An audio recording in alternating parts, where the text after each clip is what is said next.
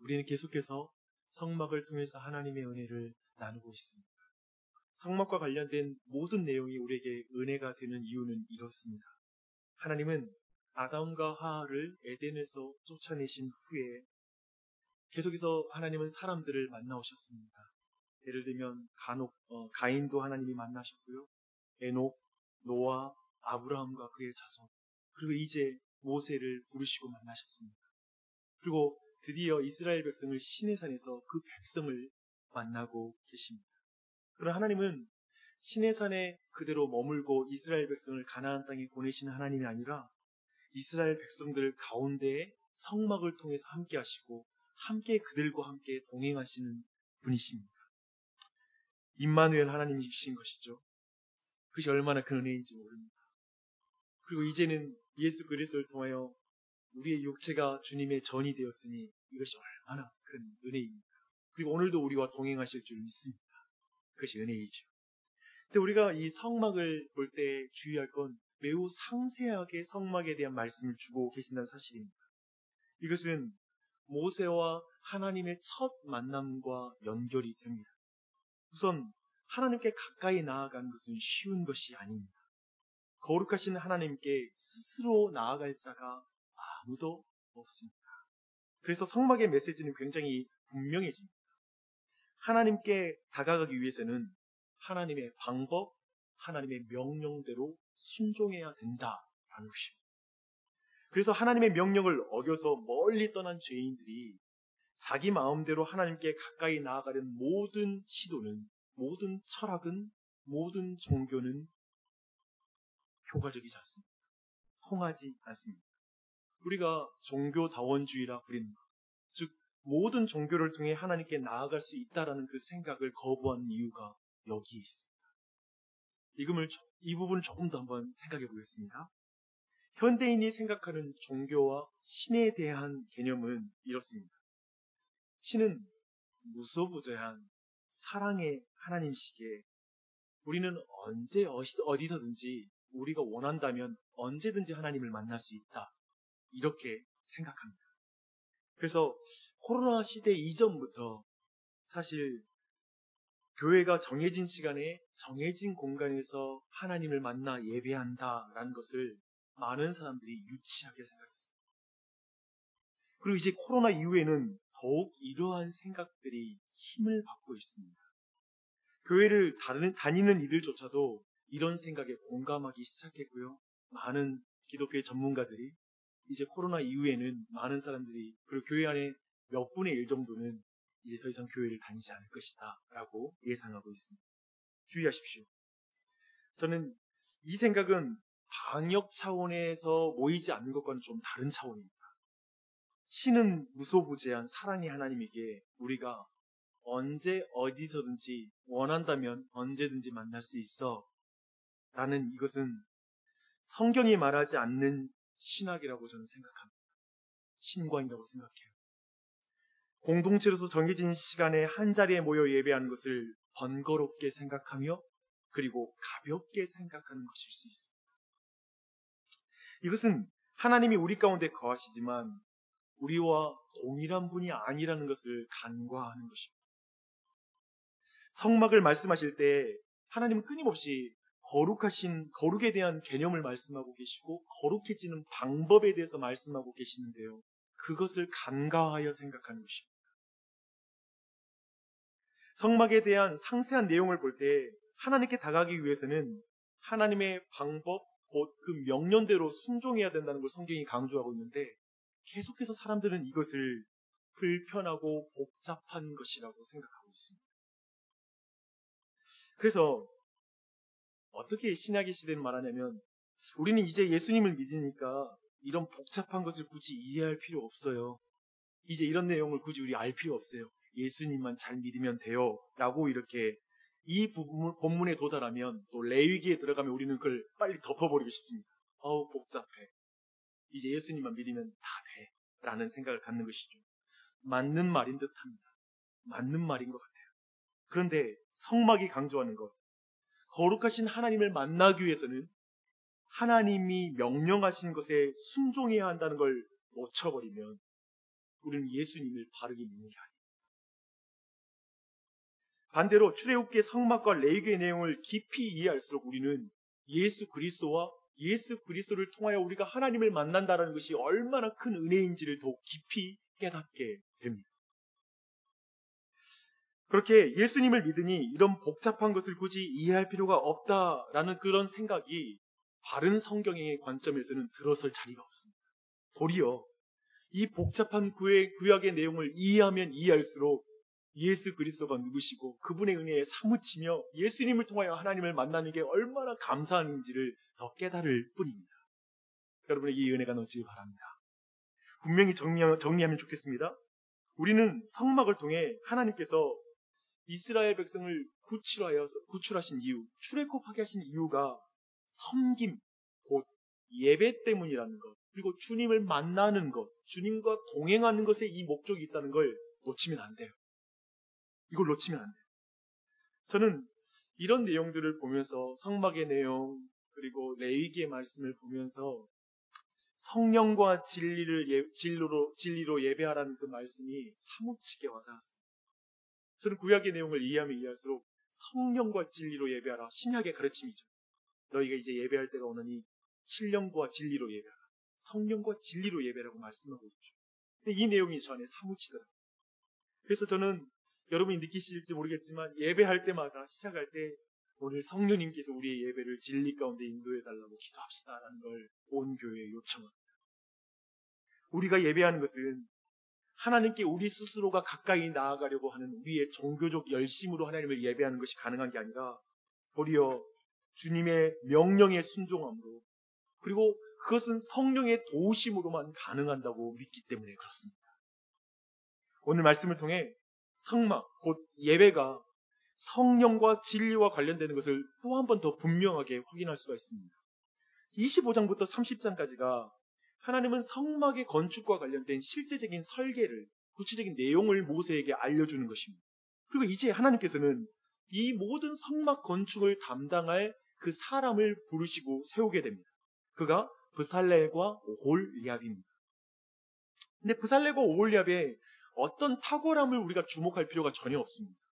왜냐하면 3절과 4절 때문에 그렇습니다. 하나님의 영을 그에게 충만하게 하여 지혜와 총명과 지식과 여러 가지 재주로 정교한 일을 연구하여 금과 은과 노수로 만들게 하며 라고 말합니다. 하나님의 명령대로 성막을 짓기 위하여 하나님은 브살렐과 오홀리압을 불렀죠. 하지만 그들의 자질과 능력으로 하나님의 명령을 수행하여서 하나님의 명령대로 그 성막을 만들 수 있지 않습니다. 하나님은 사람이 정교하게 만든 것에 임하실 수 있는 분이 아니십니다.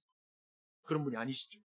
도리어 그들의 지혜와 총명, 그들의 지식과 여러 가지 재주의 근원이 뭡니까? 성령 충만함. 오직 성령님으로만 그것이 가능하다는 걸 보여주고 있죠. 6절이에요. 내가 또 단지파 아히사막의 아들 오홀리압을 세워 그와 함께하며 지혜로운 마음이 있는 모든 자에게 내가 지혜를 주어 그들이 내가 내게 명령한 것을 다 만들게 하지. 내가 내게 명령한 것을 다 만들게 하는데 어떻게 해요? 주님이 주신 지혜, 주님이 주신 영으로 가능하다 말하고 있습니다. 생각해 보십시오. 하나님께 가까이 나아가기 위해 하나님의 명령을 지켜야 하는데 우리는 그 명령을 지킬 능력이 없습니다. 온전히 지킬 능력은 없습니다. 근데 그 명령을 지킬 수 있도록 하나님이 성령님으로 충만케 하신다는 이 말씀을 보면 어떤 느낌이 드세요? 하나님이 붙이고 장구치고 다 하시고 그렇지 않습니까? 다르게 말해볼까요? 거룩하신 하나님이 임하려면 사람은 거룩해져야 합니다. 그런데 사람은 스스로 거룩해질 자가 아무도 없습니다. 하나님이 그를 거룩하게 해주셔야 사람은 거룩해집니다. 그래서 성막과 관련된 내용은 시종 우리를 하나님이 우리를 거룩하게 하시는 사역, 그 일이, 그 열심이 성막입니다. 증거를 볼까요? 29장 43절로 46절은 이 부분에 대한 성막 전체에 대한 우리의 시야를 주고 있습니다. 이렇게 말해요. 내가 거기서 이스라엘 자손을 만나리니 내 영광으로 말미암아 회막이 거룩하게 될지라. 누가 거룩하게 만들죠? 하나님이 거룩하게 만들어요. 내가 그 회막의 제단을 거룩하게 하며 아론과 그의 아들도 거룩하게 하여 내게 제사장 직분을 행하게 하며 내가 이스라엘 자손 중에 거하며 그들의 하나님이 되리니 그들은 내가 그들의 하나님 여호와로서 그들 중에 거하려고 그들을 애굽 땅에서 인도하여 낸 줄을 알리라. 난 그들의 하나님 여호와니라. 하나님이 회막과 제단을 거룩하게 하십니다. 그리고 제사장인 아론과 그의 아들도 하나님이 거룩하게 만드십니다. 그리고 성막을 만드는 부살렐과 오홀리압도 성령님으로 충만하게 만드십니다. 그래서 거룩하신 하나님이 이스라엘 자손 중에 이스라엘 백성 중에 거하게 되고요. 그리고 그 백성들과 동행하게 됩니다. 그들의 하나님이 되고 이스라엘 백성은 하나님의 백성이 된다라고 말씀하고 있습니다. 하나님이 첫 창조 때에도 북치고 장구치고 하셨는데 이제 성막이라고 부르는 첫 창조의 축소판이라고 말할 수 있는 그 성막을 만들 때도 하나님이 북치고 장구치고 다 하십니다. 이렇게 성막이 거룩하게 하시는 하나님을 강조하고 있음을 더욱 우리에게 강조하는 건 이어지는 안식일 규정이에요. 12절로 17절의 내용입니다. 13절을 보십시오. 너는 이스라엘 자손에게 말하여 이기를 너희는 나의 안식일을 지키라. 이는 나와 너희 사이에 너희 대대의 표징이니 나는 너희를 거룩하게 하시는 여호와인 줄을 너희가 알게 하려 합니다. 너희를 거룩하게 하시는 여호와인 줄을 알게 하려 합니다. 참으로 놀랐습니다. 안식일을 지키는 이유는 나는 너희를 거룩하게 하시는 여호와인 줄을 알게 하기 위해 안식일을 지키라 라고 말씀하고 있습니다. 하나님의 형상이 깨어진 죄로 더럽혀진 인간을 거룩하게 하시는 것이 바로 새로운 창조.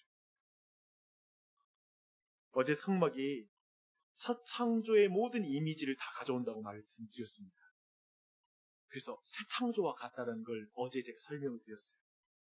첫 창조 때에도 일곱째 날에 사람을 만들고 나서 놀랍게도요, 그 다음날 안식에 곧바로 들어가요. 사람이 수고한 게 없어요. 바로 안식으로 이끌고 가요.